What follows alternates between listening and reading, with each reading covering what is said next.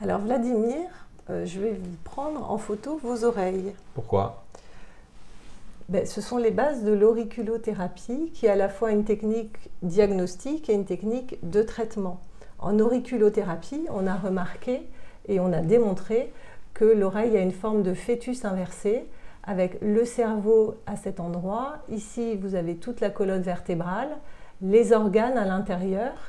Et quand il y a un problème fonctionnel au niveau d'un organe ou d'un endroit du corps, ça peut s'afficher à l'oreille. Et c'est ça que je vais rechercher tout de suite. Ok.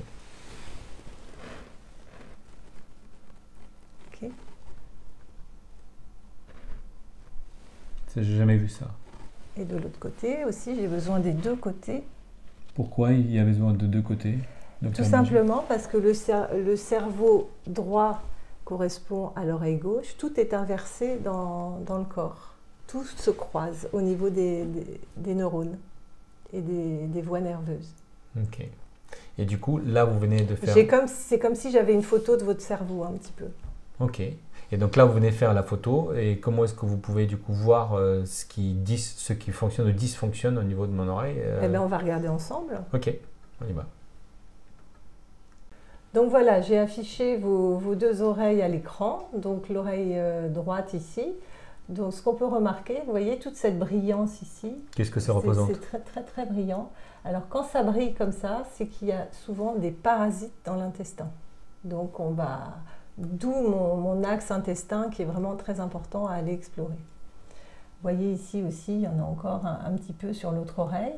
Ce qu'on peut voir également sur cette photo, c'est qu'il y a pas mal de rougeur un petit peu partout. Vous voyez, c'est un petit peu rouge ici, ici, ici. Qu'est-ce que ça vous dit? Et en fait, je vais me demander s'il n'y a pas une petite inflammation du corps. On va aller voir par exemple si on va explorer l'inflammation hein, dans vos analyses et on va rechercher, ça me pointe un petit peu, tiens, c'est un petit peu irrité, c'est un petit peu rouge, vous voyez, c'est un petit peu inflammé. Ce point-là aussi m'interpelle, qui correspond ici au système rhumatismal au niveau des lombaires. Est-ce que vous souffrez par exemple de problèmes de mal de dos, dans le bas du dos? Oui, oui. J'ai souvent voilà, vous voyez ici, on voit que ces deux traits rouges ici qui sont dans la zone des lombaires, L5, S1, et ici.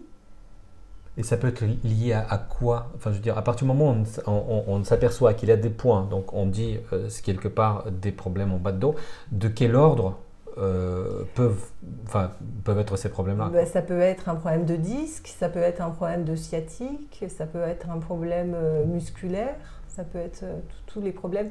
C'est vrai que ce problème de mal de dos, on le retrouve chez beaucoup de gens. Hein. Ce n'est pas un problème grave, c'est juste que votre dos il est un petit peu en souffrance. Et ça vient s'afficher sur l'oreille ici. Et là, c'est plutôt le nerf sciatique qui vient s'afficher ici. Donc, je ne sais pas si de temps en temps, vous avez des petites douleurs qui descendent dans la fesse ou dans les jambes. Ça peut arriver. Non, tout à fait. Donc voilà, c'est ça. Et ça s'affiche à votre oreille. On le voit très bien ici. D'accord. Mais la suite, donc à partir du moment où vous constatez ce genre de choses, pour vous, dans votre démarche de médecine préventive fonctionnelle, quelle serait éventuellement la suite? Faire plus d'examens ou après il y aura des traitements en fonction de résultats? Les deux, on va faire plus d'examens, on va rechercher, par exemple, on va voir vos acides gras, est-ce que vous avez des bons acides gras oméga 6, oméga 3 qui jouent beaucoup dans l'inflammation, dans les douleurs. On va rechercher, pourquoi pas faire une IRM du dos si vous ne l'avez pas faite déjà, voir s'il n'y a pas des tassements vertébraux. On peut aller plus loin si vous souffrez beaucoup du dos. Et puis, ce qui est très intéressant en auriculothérapie, c'est qu'on peut faire du traitement également en auriculothérapie. On va simplement mettre une aiguille ici semi-permanente qui va agir sur ce point et limiter les douleurs.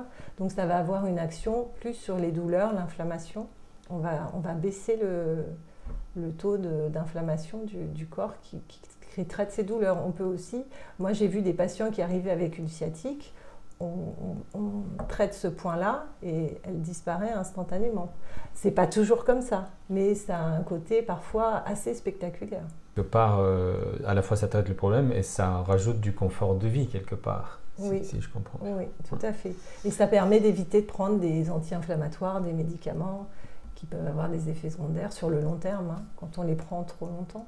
Tout à fait. Donc c'est une technique très intéressante pour tout ce qui est douleur, pour tout ce qui est stress aussi, puisqu'on va agir sur le cerveau. Donc on a une technique qui permet de relâcher instantanément le système nerveux, de passer en parasympathicotonie, c'est-à-dire en effet complètement relâché.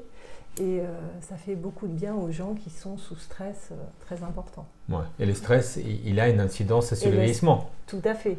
Donc pour moi, l'axe du stress est le plus important quelque part, puisqu'on sait très bien que le cerveau peut influencer le microbiote. Et c'est aussi rétroactif, le microbiote peut influencer le cerveau, mais on sait très bien que le stress, même en épigénétique, hein, il va éteindre des gènes de récepteurs, notamment au cortisol. Ce sont les études qui ont été montrées sur l'épigénétique. Hein. Et le stress a été beaucoup étudié en épigénétique, donc il influence énormément au niveau des gènes. Et donc aussi, il y a le vieillissement, parce que est-ce que je comprends bien que la logique, c'est que si on est stressé, il y a une incidence physiologique sur le déclenchement d'autres maladies. Ça aggrave toutes les douleurs et ça peut faire déclencher effectivement des maladies. Ouais. Des maladies. Par l'effet épigénétique du principe. Donc vous voyez également ce qu'on peut repérer sur votre oreille ici, c'est ce point-là rouge qui est le point cosmonaute, on appelle ça. Donc il a été nommé comme ça. Pourquoi? Et je ne sais pas. Ok. Qu'est-ce qui vous a dit voilà. Et ce point-là, c'est le point vraiment qui s'affiche quand il y a du stress. Donc on a une technique en auriculo qui s'appelle la triade de relax, où on va traiter ce point-là en priorité et on fait 2 autres points et ces 3 points associés les uns avec les autres font que la personne va tout de suite lâcher.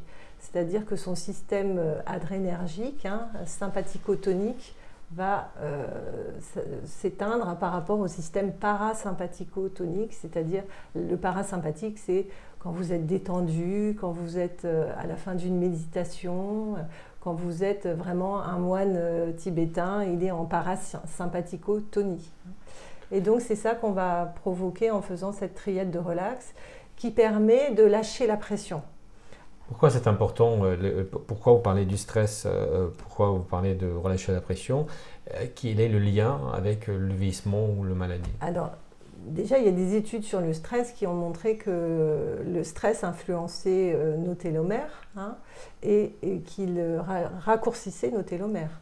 Donc les télomères, je vous rappelle, ce sont les petits capuchons qu'il y a au bout de nos chromosomes, qui sont comme des protections de notre ADN dans les chromosomes. Et plus on a étudié que plus les télomères étaient longs, plus on vivait vieux. Donc il y a ce rallongement des télomères avec certaines pratiques comme la méditation par exemple, qui est une technique anti-stress et qui a été étudiée sur les télomères. Et donc plus on est stressé, plus on raccourcit nos télomères. Donc plus on accélère le vieillissement plus on accélère notre vieillissement et les pathologies qui vont avec. Donc le stress, c'est vraiment un pôle, moi je dirais numéro 1 à traiter en médecine fonctionnelle et anti-âge pour Qu'est-ce que ça peut provoquer comme maladie, le stress? Enfin, les stress, quand on parle du stress, est-ce qu'on parle de stress sur un coup, on parle d'un stress permanent? Enfin, on parle de quel genre de stress? Alors, il y a le stress, effectivement, environnemental. Hein, donc après, ça dépend de nos capacités internes à gérer ce stress. Donc là, ça va dépendre aussi du stress oxydatif, de nos organes internes. Mais le stress externe, on ne peut pas l'empêcher. On vit dans un monde de stress autour de nous quand on vit à Paris, en ville, etc. Ou même dans la société actuelle et dans le monde actuel, on ne peut pas empêcher ce stress. Après, c'est nos capacités internes de gestion du stress qui sont importantes à améliorer. Et ça, c'est possible de le faire. On peut, c'est par le mode de vie, c'est prendre des décisions, c'est faire quelques disciplines, la méditation, la respiration, le sport, enfin toutes ces choses-là agissent sur notre stress, prendre du recul par rapport à certaines choses, changer de travail, enfin c'est très individuel, ça va dépendre de chacun. Mais ce stress va influencer énormément notre santé et notre longévité, ça c'est sûr. quand vous parlez de la santé, un stress, j'imagine qu'on parle d'un stress permanent ou semi-permanent, un état de stress, c'est ça. Quel genre de maladie où ça pourrait provoquer? Après, il y a des maladies qui sont plurifactorielles, mais où le stress vient aggraver la maladie ou la déclencher. Par exemple Bon, je vais parler du cancer. Bon, le cancer, on sait que c'est une maladie un petit peu qui est liée à plusieurs choses. Ça peut être génétique, mais c'est aussi épigénétique, puisque l'alimentation va influencer le développement du cancer, le stress va influencer. Combien de fois on entend en consultation des patientes qui développent un cancer et en fait elles ont eu un événement traumatisant, émotionnellement fort, peu de temps avant le déclenchement de ce cancer, puisque le cancer, on en fabrique tous les jours et notre système immunitaire, il va détruire ces cellules anormales. Quand on est stressé, on a une chute de notre système immunitaire et ça peut favoriser, par exemple, le développement d'un cancer. Après, ça joue aussi sur les maladies cardiovasculaires. Quel genre de maladie? Par exemple, sur l'hypertension, les gens stressés, nerveux, adrénergiques, ils vont monter leur tension, ils vont faire de la pression dans leur vaisseau. Et on connaît tous les effets délétères de l'hypertension. C'est quoi? Quels sont les effets délétères de l'hypertension?